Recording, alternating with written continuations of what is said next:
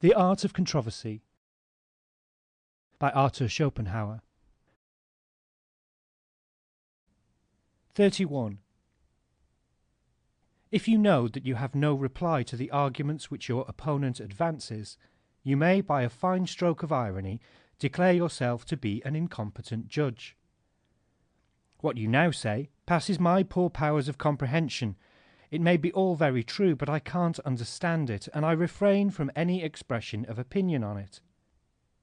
In this way you insinuate to the bystanders, with whom you are in good repute, that what your opponent says is nonsense.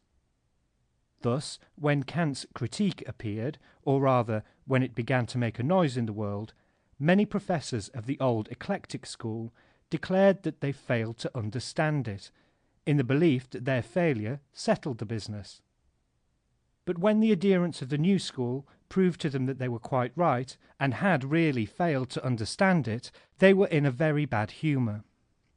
This is a trick which may be used only when you are quite sure that the audience thinks much better of you than of your opponent. A professor, for instance, may try it on a student. Strictly, it is a case of the preceding trick. It is a particularly malicious assertion of one's own authority, instead of giving reasons. The counter-trick is to say, I beg your pardon, but with your penetrating intellect it must be very easy for you to understand anything, and it can only be my poor statement of the matter that is at fault. And then go on to rub it into him until he understands it nolens volens, and sees for himself that it was really his own fault alone. In this way you parry his attack. With the greatest politeness he wanted to insinuate that you were talking nonsense, and you, with equal courtesy, prove to him that he is a fool. 32. If you are confronted with an assertion, there is a short way of getting rid of it, or at any rate of throwing suspicion on it, by putting it in some odious category, even though the connection is only apparent, or else of a loose character. You can say, for instance, that is Manichaeism, or it is Arianism, or Pelagianism, or Idealism, or Spinozism, or Pantheism, or Brownianism, or Naturalism, or Atheism, or Rationalism, Spiritualism, Mysticism, and so on. In making an objection of this kind, you take it for granted, 1.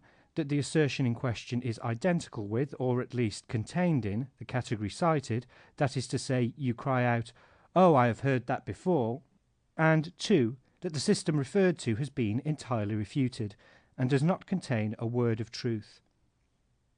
33. That's all very well in theory, but it won't do in practice. In this sophism you admit the premises but deny the conclusion, in contradiction with a well-known rule of logic. The assertion is based upon an impossibility.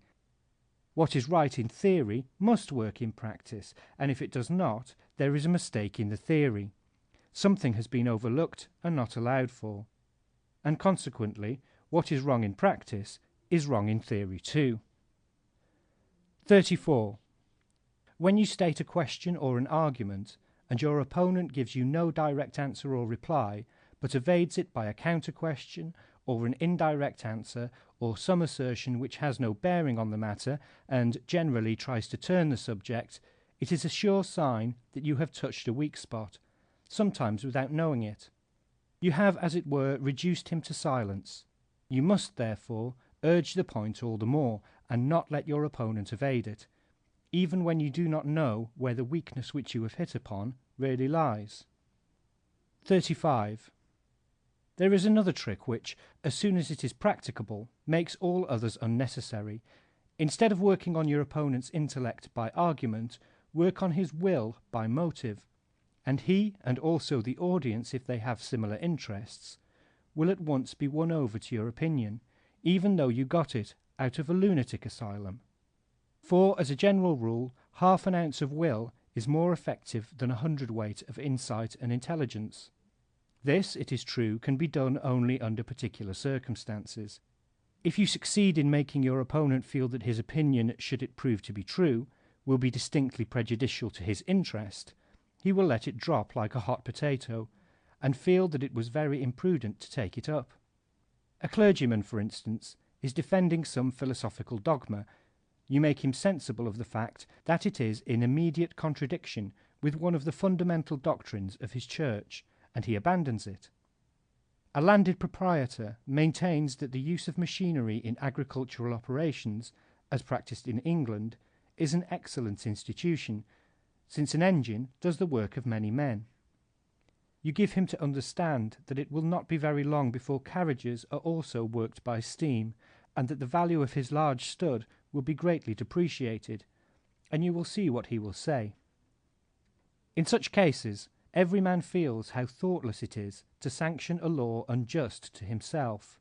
Quam temere in nosmet legem sancimus iniquam. Nor is it otherwise if the bystanders, but not your opponent, belong to the same sect, guild, industry, club, etc. as yourself. Let his thesis be never so true, as soon as you hint that it is prejudicial to the common interests of the said society, all the bystanders will find that your opponent's arguments, however excellent they be, are weak and contemptible, and that yours, on the other hand, though they were random conjecture, are correct and to the point. You will have a chorus of loud approval on your side, and your opponent will be driven out of the field with ignominy. Nay, the bystanders will believe, as a rule, that they have agreed with you out of pure conviction, for what is not to our interest mostly seems absurd to us, our intellect being no siccum lumen. This trick might be called taking the tree by its root. Its usual name is the argumentum ab utile. 36. You may also puzzle and bewilder your opponent by mere bombast, and the trick is possible because a man generally supposes that there must be some meaning in words. Gewöhnlich glaubt der Mensch, wenn nur Worte hört. Es müsse sich dabei doch auch was denken lassen. If he is secretly conscious of his own weakness, and accustomed to hear much that he does not understand, and to make as though he did, you can easily impose upon him by some serious fooling that sounds very deep or learned, and deprives him of hearing, sight, and thought, and by giving out that it is the most indisputable proof of what you assert. It is a well-known fact that in recent times some philosophers have practised this trick on the whole of the public with the most brilliant success. But since present examples are odious, we may refer to the Vicar of Wakefield for an old one. 37. Should your opponent be in the right, but, luckily for your contention, choose a faulty proof, you can easily manage to refute it, and then claim that you have thus refuted his whole position. This is a trick which ought to be one of the first. It is, at bottom, an expedient by which an argumentum ad hominem is put forward as an argumentum ad rem. If no accurate proof occurs to him, or to the bystanders, you have won the day. For example, if a man advances the ontological argument, by way of proving God's existence, you can get the best of him, for the ontological argument may easily be refuted. This is the way in which bad advocates lose a good cause, by trying to justify it by an authority which does not fit it, when no fitting one occurs to them. 38. A last trick is to become personal, insulting, rude, as soon as you perceive that your opponent has the upper hand, and that you are going to come off worst. It consists in passing from the subject of dispute, as from a lost game, to the disputant himself, and in some way attacking his person. It may be called the argumentum ad personam, to distinguish it from the argumentum ad hominem, which passes from the objective discussion of the subject, pure and simple, to the statements or admissions which your opponent has made in regard to it. But in becoming personal, you leave the subject altogether and turn your attack to his person, by remarks of an offensive and spiteful character. It is an appeal from the virtues of the intellect to the virtues of the body, or to mere animalism. This is a very popular trick, because everyone is able to carry it into effect, and so it is of frequent application. Now, the question is, what counter-trick avails for the other party? For if he has recourse to the same rule, there will be blows, or a duel, or an action for slander. It would be a great mistake to suppose that it is sufficient not to become personal yourself, for by showing a man quite quietly that he is wrong, and that what he says and thinks is incorrect, a process which occurs in every dialectical victory, you embitter him more than if you used some rude or insulting expression. Why is this? Because, as Hobbes observes, all mental pleasure consists in being able to compare oneself with others to one's own advantage. Nothing is of greater moment to a man than the gratification of his vanity, and no wound is more painful than that which is inflicted on it. Hence such phrases as death before dishonor, and so on.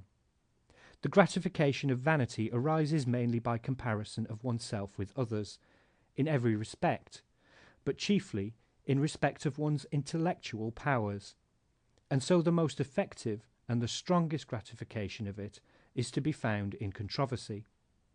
Hence the embitterment of defeat, apart from any question of injustice, and hence recourse to that last weapon, that last trick which you cannot evade by mere politeness. A cool demeanour may, however, help you here.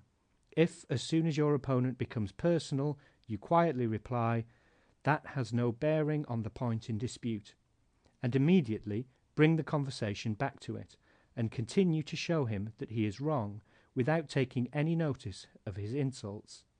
Say, as Themistocles said to Eurybiades, "Strike, but hear me." But such demeanour is not given to everyone.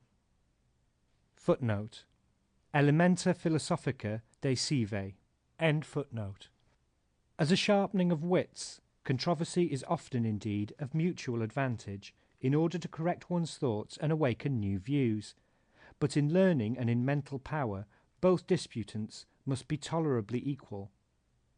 If one of them lacks learning, he will fail to understand the other, and he is not on the same level with his antagonist. If he lacks mental power, he will be embittered, and led into dishonest tricks, and end by being rude.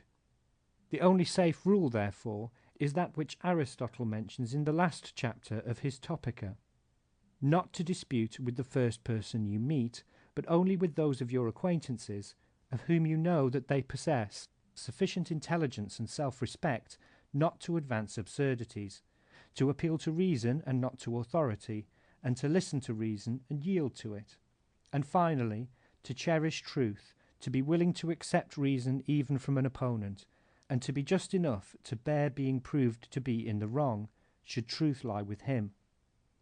From this it follows that scarcely one man in 100 is worth your disputing with him. You may let the remainder say what they please, for everyone is at liberty to be a fool. Desipere est jus gentium. Remember what Voltaire says: La paix vaut encore mieux que la vérité. Remember also an Arabian proverb, which tells us that on the tree of silence there hangs its fruit, which is peace. End of section 6.